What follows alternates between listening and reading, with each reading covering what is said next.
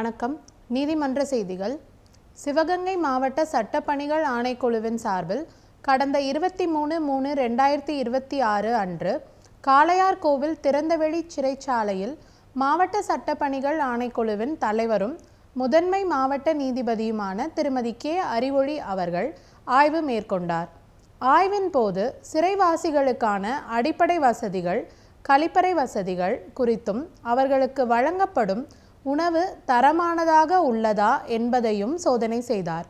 இந்த ஆய்வில் தலைமை குற்றவியல் நீதித்துறை நடுவர் திரு என். செந்தில் முரளி அவர்கள், மாவட்ட சட்டப்பணிகள் ஆணைக்குழுவின் செயலாளரும் சார்பு நீதிபதியுமான திருமதி வி. ராதிகா அவர்கள் சிறைத்துறை அதிகாரிகள் உடன் இருந்தனர். மயிலாடுதுறை மாவட்ட சட்டப்பணிகள் ஆணைக்குழுவின் சார்பில் பொதுமக்களுக்கான சட்ட அறிவியல் வகுப்பு, சட்ட விழிப்புணர்வு நிகழ்ச்சி வீடுதோறும் பிரச்சாரமாக நடத்தப்பட்டது.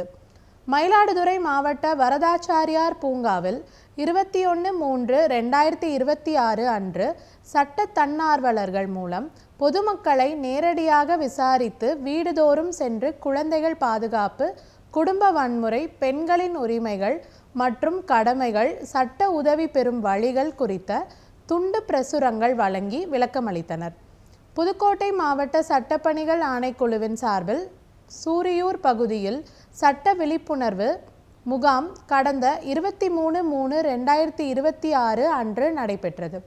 இம்முகாமில் மனித கடத்தல் மற்றும் குடும்ப வன்கொடுமை தொடர்பான நீதி வழங்கும் முறை குறித்த விளக்கங்கள் வழங்கப்பட்டது.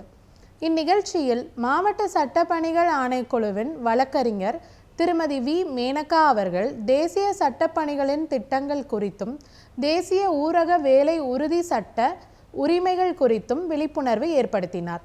மேலும் குழந்தைகளுக்கான இலவச உதவி எண் 1098 மற்றும் இலவச சட்ட உதவி எண் 151000 என்பது குறித்தும் எடுத்துரைத்தார்.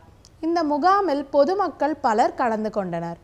விழுப்புரம் மாவட்ட சட்டப்பணிகள் ஆணைக்குழுவின் சார்பில் அரசு கலைக்கல்லூரியில் பாலியல் குற்றங்கள் தடுப்பு குறித்த விழிப்புணர்வு முகாம் நடைபெற்றது. இம்முகாமில் கல்லூரியின் முதல்வர் திரு சிவக்குமார் அவர்கள் தலைமை தாங்கினார். பாலின உளவியல் கண்காணிப்பு குழுவின் தலைவர் திருமதி கலைச்செல்வி அவர்கள் வரவேற்புரை வழங்கினார். இதனைத் தொடர்ந்து மாவட்ட சட்டப்பணிகள் ஆணைக்குழுவின் செயலாளரும் சார்பு நீதிபதியுமான திரு சி. ஜெயச்சந்திரன் அவர்கள் பாலியல் வன்கொடுமை தடுப்பு சட்டங்கள் மற்றும் பாதிக்கப்பட்டவர்களுக்கான சட்ட உதவிகள் குறித்தும் மாணவ மாணவிகளுக்கு விரிவாக எடுத்துரைத்தார். ஆங்கிலத்துறை தலைவர் திருமதி ஸ்ரீதேவி அவர்கள் சமூகத்தில் நிலவும் பாலின சமத்துவம் மற்றும் உளவியல் மாற்றங்கள் குறித்து பேசினார். நாட்டு நலப்பணி திட்ட அலுவலர் திரு குணசேகர் அவர்கள் சமூக பணிகளில் மாணவர்களின் பங்களிப்பு மற்றும் விழிப்புணர்வின் முக்கியத்துவத்தையும் விளக்கி கூறினார். மேலும் காவல் ஆய்வாளர் திருமதி கீதா அவர்கள் பாலியல் குற்றங்களில் இருந்து தற்காத்து கொள்வது, சட்ட ரீதியான பாதுகாப்புகள் குறித்தும் விளக்கமளித்தார். மாவட்ட கூடுதல் காவல் கண்காணிப்பாளர் திரு இளமுருகன் அவர்கள் கலந்து கொண்டு இணையவழி குற்றங்கள், பாலியல் சீண்டல்களுக்கு எதிராக காவல்துறை எடுத்து வரும் நடவடிக்கை குறித்தும் விளக்கி கூறினார். இந்நிகழ்ச்சியில் பேராசிரியர்கள், அலுவலக பணியாளர்கள், மாணவ மாணவியர்கள் பலர் கலந்து கொண்டனர். இந்நிகழ்வின் முடிவில் கணினி அறிவியல் துறை தலைவர் திருமதி பாரதி அவர்கள் நன்றி கூறினார். தர்மபுரி மாவட்ட சட்டப்பணிகள் ஆணைக்குழுவின் சார்பில் கடந்த 24/3/2026 அன்று தர்மபுரி மாவட்டத்தில் உள்ள வருவான் வடிவேலன் இன்ஸ்டிடியூட் ஆஃப் டெக்னாலஜியில் பெண்களின் உரிமைகள் பாதுகாப்பு குறித்த சட்ட விழிப்புணர்வு முகாம் நடைபெற்றது. இம்முகாமில் மாவட்ட சட்டப்பணிகள் ஆணைக்குழுவின் செயலாளரும் சார்பு நீதிபதியுமான திருமதி பி. கே. தமயந்தி அவர்கள் பேசியதாவது: பெண்களின் உரிமைகள் பாதுகாப்பு மற்றும் மனித கடத்தல், வணிக பாலியல் சுரண்டல்களுக்கு உள்ளானவர்கள், தேசிய சட்டப்பணிகள் திட்டத்தின் கீழ் வழங்கப்படும் பாதுகாப்பு மற்றும் நிவாரணங்கள் குறித்து விரிவாக எடுத்துரைத்தார். இந்நிகழ்ச்சியில் கல்லூரியின் முதல்வர், பேராசிரியர்கள், வழக்கறிஞர்கள், மாணவியர்கள் மற்றும் பொதுமக்கள் உட்பட பலர் கலந்து கொண்டனர். கோயம்புத்தூர் மாவட்ட சட்டப்பணிகள் ஆணைக்குழுவின் சார்பில் கவுண்டம்பாளையம் மாநகராட்சி நடுநிலைப்பள்ளியில் சிறப்பு சட்ட விழிப்புணர்வு முகாம் கடந்த 25/3/2026 அன்று நடைபெற்றது. இந்நிகழ்வில் மாவட்ட சட்டப்பணிகள் ஆணைக்குழு வழக்கறிஞர் திருமதி கே. கீர்த்தனா அவர்கள் பேசியதாவது, சிறு வயதில் திருமணமாகும் பெண்களின் உடல் ஆரோக்கியம் பெரிதும் பாதிக்கப்படும் என்று உரிய காலத்திற்கு முன்பே ஏற்படும் குழந்தை பேறு ஆகியவற்றால் உடல் நலம் பாதிக்கப்படும். மேலும் சமுதாயத்தில் உரிய அந்தஸ்து, அதிகாரம், அறிவு, முதிர்ச்சி போன்றவை இல்லாமல் சிறு வயதிலேயே திருமண பந்தத்திற்கு உள்ளாகும் பெண்கள் பெரும்பாலும் வீட்டில் வன்முறைக்கு உள்ளாகின்றனர்.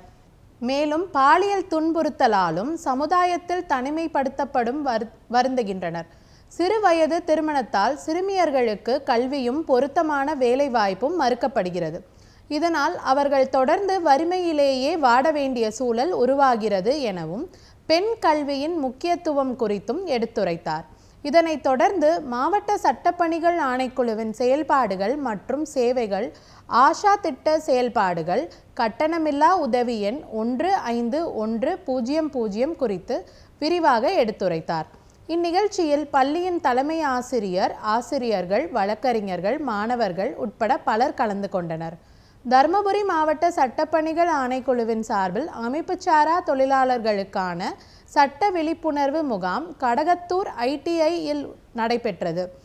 இம்முகாமில் மாவட்ட சட்டப்பணிகள் ஆணைக்குழுவின் செயலாளரும் சார்பு நீதிபதியுமான திருமதி BK தமயந்தி அவர்கள் தலைமை வகித்து பேசுகையில், தொழிலாளர்களுக்கான சட்டங்கள் குறித்தும் அமைப்புச்சாரா தொழிலாளர்களுக்கான நலத்திட்டங்கள் மற்றும் சமூக பாதுகாப்பு சட்டங்கள் குறித்தும் விரிவாக விளக்கமளித்தார். மேலும் தொழிலாளர்கள் அனைவரும் இந்த திட்டத்தின் மூலம் வழங்கப்படும் இலவச சட்ட சேவைகளை பயன்படுத்தி கொண்டு தங்களின் உரிமைகள் பாதுகாக்கப்படுவதற்கான வாய்ப்பை பெற வேண்டும் என அறிவுறுத்தினார். இந்நிகழ்ச்சியில் மாவட்ட சட்டப்பணிகள் ஆணைக்குழு வழக்கறிஞர்கள் திரு தமிழ்முதன், திரு ஜானகிராமன், தொழிலாளர் நல உதவி ஆணையர் திரு சங்கர், அரசு ITI முதல்வர் திரு சிவக்குமார் மற்றும் தருமபுரி மாவட்ட வேலைவாய்ப்பு அலுவலர் திருமதி விசாலாட்சி, பேராசிரியர்கள், ஆசிரியர்கள், மாணவர்கள் உட்பட பலர் கலந்து கொண்டனர். ராமநாதபுரம் மாவட்ட சட்டப்பணிகள் ஆணைக்குழுவின் சார்பில் கடந்த 25/3/2026 அன்று அண்டக்குடி கிராமத்தில் சட்ட விழிப்புணர்வு முகாம் நடைபெற்றது. இந்நிகழ்வில் மாவட்ட சட்டப்பணிகள் ஆணைக்குழுவின் வழக்கறிஞர் திரு R. கணேசன் அவர்கள் கலந்து கொண்டு சட்ட விழிப்புணர்வு மற்றும் தேசிய ஊரக வேலை உறுதி சட்ட உரிமைகள் குறித்து விரிவாக விளக்கமளித்து அப்பகுதி மக்களுக்கு விழிப்புணர்வு ஏற்படுத்தினார். இந்நிகழ்ச்சியில் சட்ட தன்னார்வலர்கள் மற்றும் பொதுமக்கள் உட்பட பலர் கலந்து கொண்டனர். நன்றி, வணக்கம்.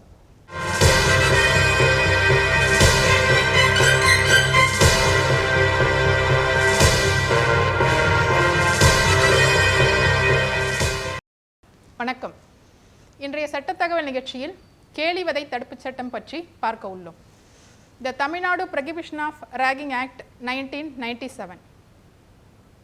தமிழ்நாடு மாநிலத்தில் உள்ள கல்வி நிறுவனங்களில் கேலிவதை செய்வதை ராகிங் தடுப்பதற்கான சட்டம். தமிழ்நாடு சட்டமன்ற பேரவையில் கடந்த 1997 ஆண்டு பிப்ரவரி திங்கள் 14 ஆளுநரின் ஏற்பிசவை பெற்றது. கேலிவதை செய்தல் என்றால் கல்வி நிலையம் எதிலும் உள்ள மாணவர் ஒருவருக்கு எதிராக இரைச்சல் கூடிய ஒழுங்குமுறையற்ற நடத்தையை வெளிப்படுத்துவது என்றும், அவருக்கு உடலளவில் அல்லது மன அளவிலான கேட்டினை அல்லது அவருக்கு பீதியை அல்லது பயத்தினை அல்லது அவமானத்தினை அல்லது மனக்குழப்பத்தினை உண்டாக்குவது அல்லது பெரும்பாலும் உண்டாக்குவது ஆகும். அத்தகைய மாணவரை சிறு குறும்பு செய்து வெறுப்பூட்டுபவரை தவறாக பயன்படுத்துவதை, அவரிடம் செயற்குறும்பு செய்து விளையாடுவதை அல்லது அவருக்கு காயம் உண்டாக்குவதை அல்லது புதிய மாணவரை செயல் எதனையும் செய்யுமாறு அல்லது சாதாரண நிலையில் அத்தகைய மாணவர் விரும்ப செய்யாத செயல் எதையும் செய்யுமாறு கேட்பதை உள்ளடக்கும். இச்சட்டத்தின் பிரிவு 3 படி கேலிவதை செய்தலை கல்வி நிறுவனத்திற்கு உள்ளேயோ அல்லது வெளியேயோ தடை செய்யப்பட்டுள்ளது. இச்சட்டத்தின் பிரிவு 4 படி கல்வி நிறுவனத்திற்கு உள்ளேயோ அல்லது வெளியேயோ நேரடியாகவோ அல்லது மறைமுகமாகவோ கேலிவதை செய்கின்ற, அதில் பங்கு கொள்கின்ற, அதற்கு உடந்தையாய் இருக்கின்ற அல்லது அதனை பரப்புகின்ற எவர் ஒருவரும் 2 ஆண்டுகளுக்கு நீட்டிக்கக்கூடியதொரு கால அளவிற்கு சிறை தண்டனை விதித்து தண்டிக்கப்படுதல் வேண்டும். அதோடு அவர் 10,000 ரூபாய் வரை நீட்டிக்கக்கூடிய அபராத தண்டனைக்கு உள்ளாக்குதலும் வேண்டும். இச்சட்டத்தின் பிரிவு 5 படி 4ஆம் பிரிவின் படியான குற்றச்செயலை செய்துள்ளதாக தண்டனை தீர்ப்பளிக்கப்பட்டுள்ள மாணவர் எவரும் கல்வி நிறுவனத்தில் இருந்து நீக்கப்படுதல் வேண்டும் மற்றும் அத்தகைய மாணவர் பிற கல்வி நிறுவனத்தில் எதிலும் சேர்ந்து கொள்ளப்படுதல் கூடாது.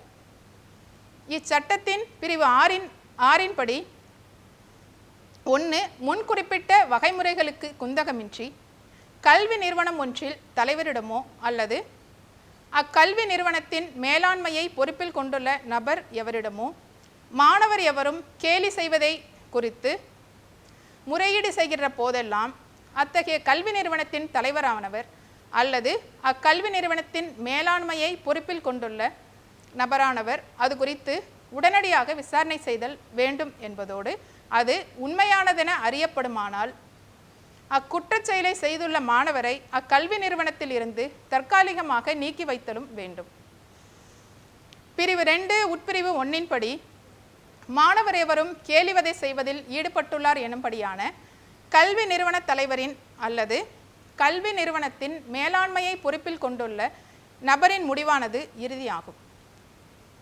இச்சட்டத்தின் பிரிவு 7 படி கேலிவதை செய்தல் குறித்த முறையீடு ஒன்று செய்யப்படும் போது கல்வி நிறுவனத்தின் தலைவரானவர் அல்லது அக்கல்வி நிறுவனத்தின் மேலாண்மையை பொறுப்பில் கொண்டுள்ள நபரானவர் 6ஆம் பிரிவின் 1ஆம் உட்பிரிவில் குறித்துரைக்கப்பட்டுள்ள முறையில் நடவடிக்கை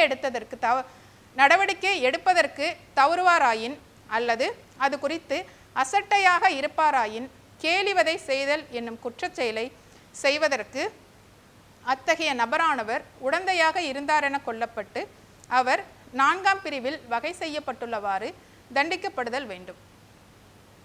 இச்சட்டத்தின் பிரிவு 8 படி மாநில அரசானது இந்த சட்டத்தின் நோக்கங்கள் அனைத்தையும் அல்லது அவற்றுள் எதனையும் நிறைவேற்றுவதற்காக விதிகளை செய்யலாம்.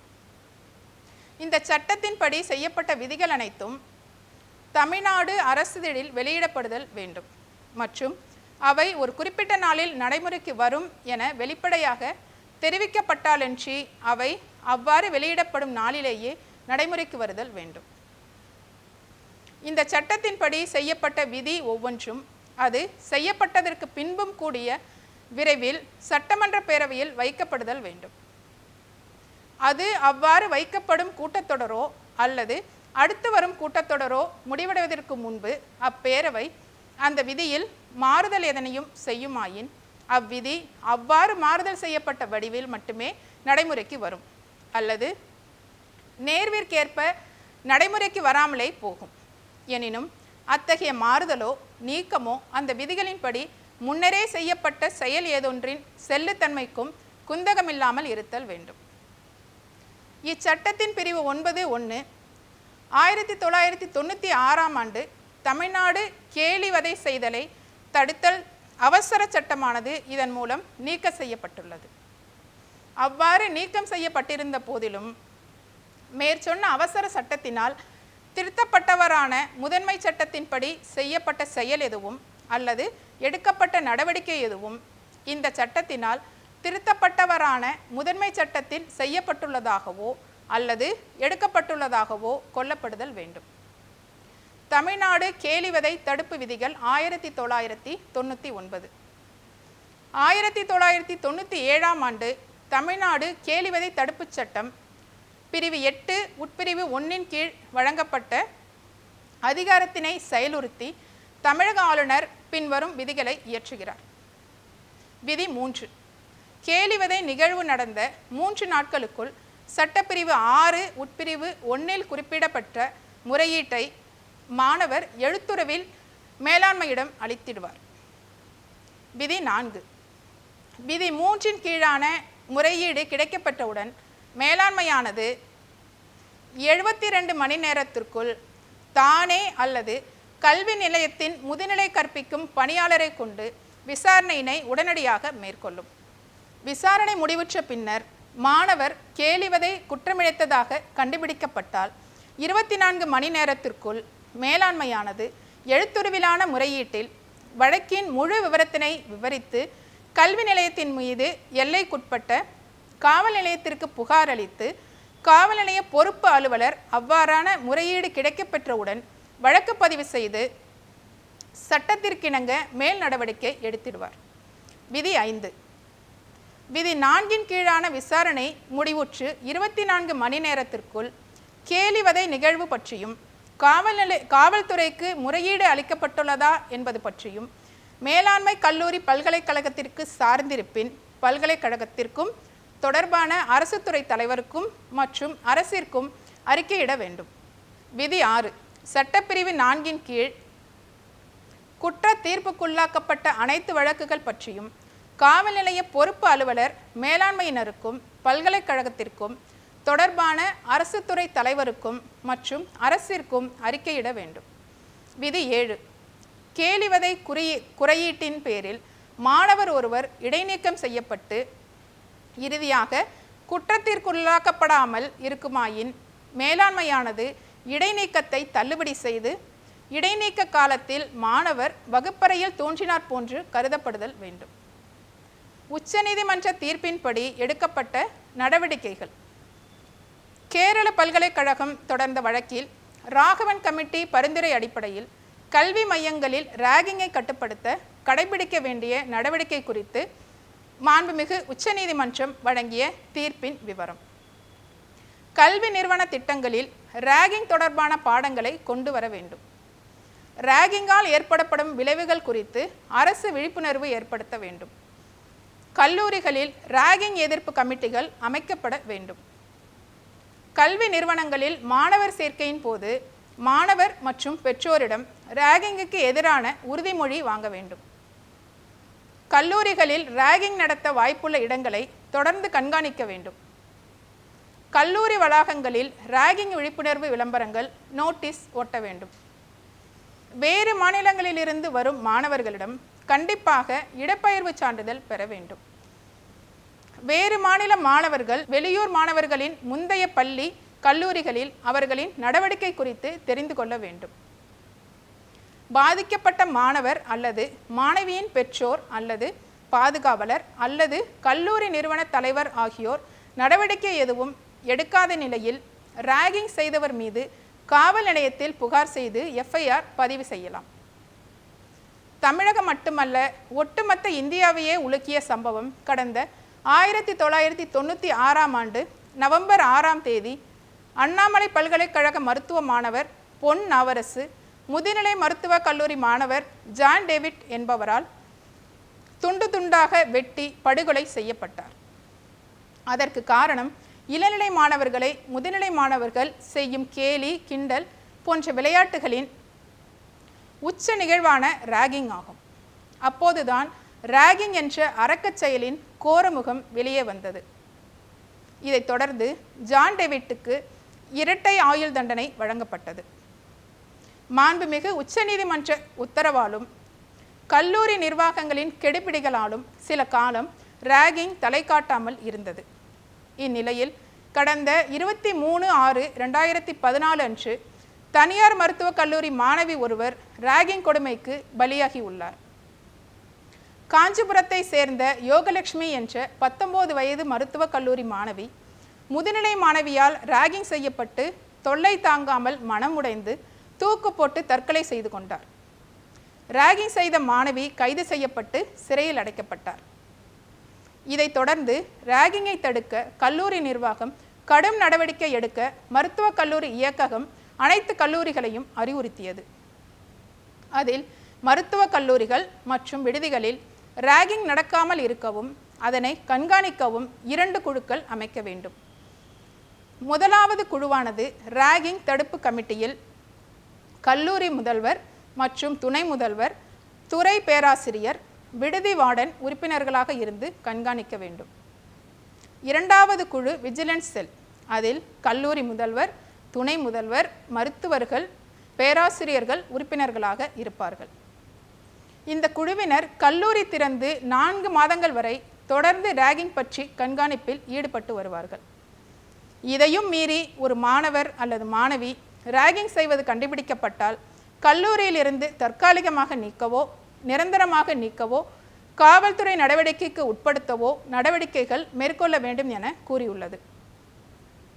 நேயர்களே, சட்ட உதவி சம்பந்தமான உதவிகள் பெற அணுக வேண்டிய முகவரி: உறுப்பினர் செயலாளர், தமிழ்நாடு மாநில சட்டப்பணிகள் ஆணைக்குழு, வடக்கு கோட்டை சாலை, மெட்ராஸ் உயர்நீதிமன்ற வளாகம், சென்னை 600104 மற்றும் அந்தந்த மாவட்ட நீதிமன்ற வளாகத்தில் இயங்கும் மாவட்ட சட்டப்பணிகள் ஆணைக்குழு.